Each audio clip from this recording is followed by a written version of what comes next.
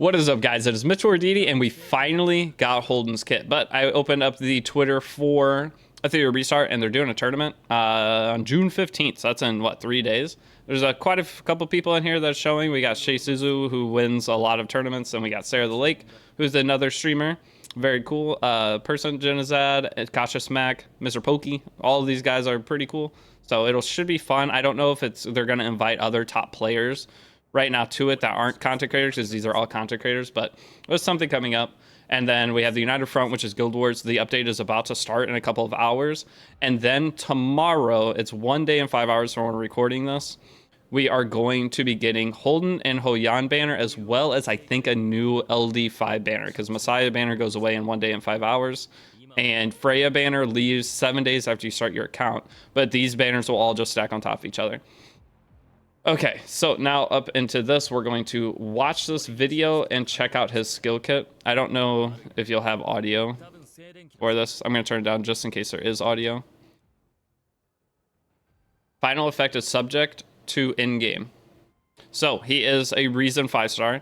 What we were talking about yesterday is in the last video that we made, is his skill 3. I was saying we do not have a stripping character. We need somebody who strips that can go first, which a problem is he has 110 base speed, but we needed someone who could strip and go first for both of the, or preferably first, but for the contents of Aurora and Terramatan, because they start with immunity. Terramatan at the highest level of Inferno starts with immunity. And I believe it's 3-turn immunity. If you do not strip that immunity off, you cannot land your debuffs, meaning that stage is going to be a disaster. So both those two different contents, this will be a character that almost guaranteed will be decent in them, but their overall kit is very good too.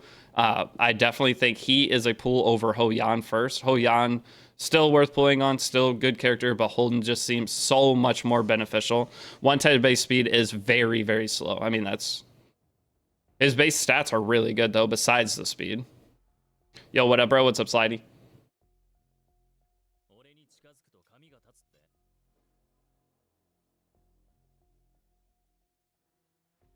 So he can decrease defense. He has a 20% chance at max skill up for that per hit. So if you have high effectiveness on him, you can raise that number up to, if you have 100, it goes to 40 or whatever.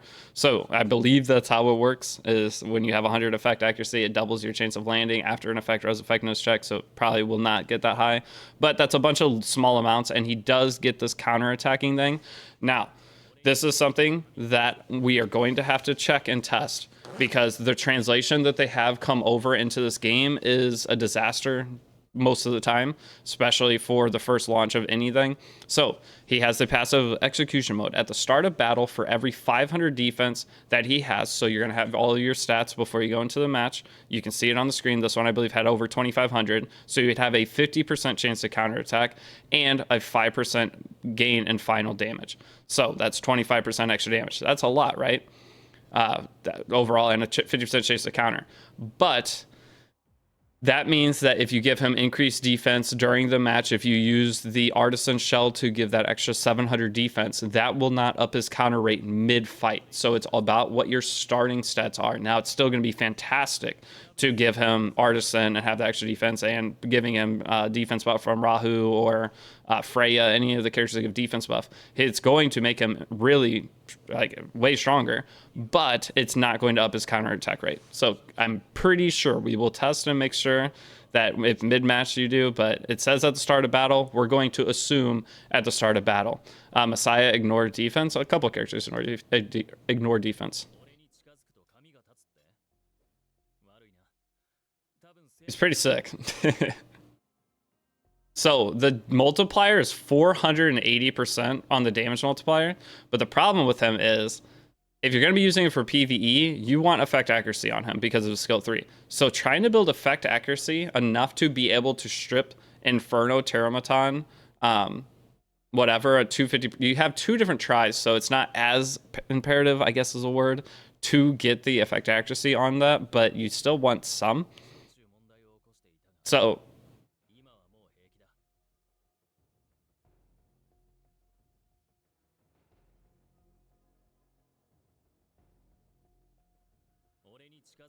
So critical hits double the effect's application rate as well. So we need to go back and actually read that. I didn't realize it was going to be on the screen for half a millisecond.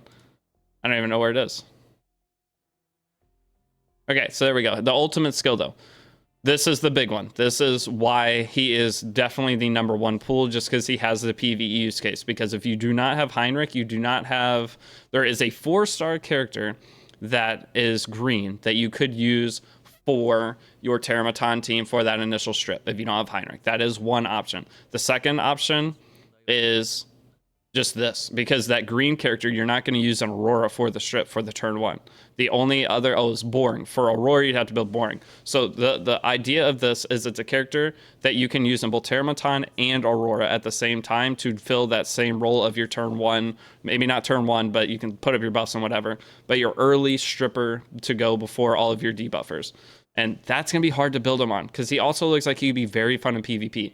But the other ability to give is Attack Down, which also is going to be great for both those game modes. Terramatan not having as much damage to you, especially in Inferno, where he's going to basically one-shot your team anyway, no matter what you do. And the res down is going to make it to where all your other debuffs are going to land. You don't have to worry about the boss's base effect res, which I do not know what the boss's base effect res is in this game.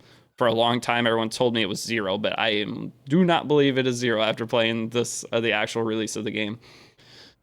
But going into this from here, the damage dealt from this skill isn't that great, but the skill 2, we didn't talk about too much. Let's talk about that again. It is going to do 480%. That's the highest multiplier I've seen. It's the same as Ho Yan's. Dieting has a 450, but I don't know how the multiplier is actually going to matter with the defense scaling on there. But it's, I would assume, going to hit super hard, especially if you have crit damage on him. But it has a 100% chance to push back the target's turn meter by 100%. So even against bosses, again, it sounds really good in PvP because you can just take a turn away. That's amazing. Strip change is so low. I'll talk about strip change in a second again. But that is so good because the highest bosses have up to, it's 30% mitigation to combat readiness reduction. So 100%, you'll still push them back. What is that, 60? And then the highest boss, I might have 50. You, a man, he has abs at least. But you'll still get a massive pushback from this against the bosses, and that could help a lot. The only problem is in Terramatan, the left arm is still going to be boosting him up constantly, so I don't know how valuable that's going to end up being, but it should help at least a little bit. But for Aurora, it could be potentially really good. So back to the skill 3, though. I want to talk about the strip. So the strip, you have a 50% chance to dispel 1 buff, but you attack 2 times, right? Counter dealing 2 hits, so 2 different hits. So that means you have 2 different chances to dispel, correct? That's two debuffs. That could be really good for PvP. And whenever it gives you 2 chances that start at Terramatan and Aurora to strip, correct? I'm not wrong. I don't think I'm wrong on that. It would give you 2 different abilities, just like the same as Obel hits 3 times. Obel skill 3, you have 3 different chances for stun. So that is really...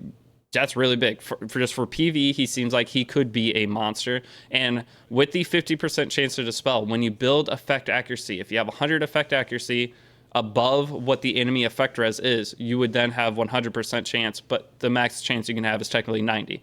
But if you build some effect accuracy on him, it will give you a high chance on both those individual hits, which adds a lot of consistency to him as well. So I think he is going to be a staple character, especially if you don't own Heinrich, because I don't know how else you're stripping stuff. Those in-game bosses without that, that character, unless you have to build 4 other characters. That's literally E7, but 3D it is. But the effect res thing is, I think, the biggest. Him being Reason, so that's almost 3k on that. But this is super in-game gear, and he's level 50, maxed out. And they had him on Bulwark. What were the sets they had? They had 6, 8, 12. Yeah, they had defense set, so 45% defense.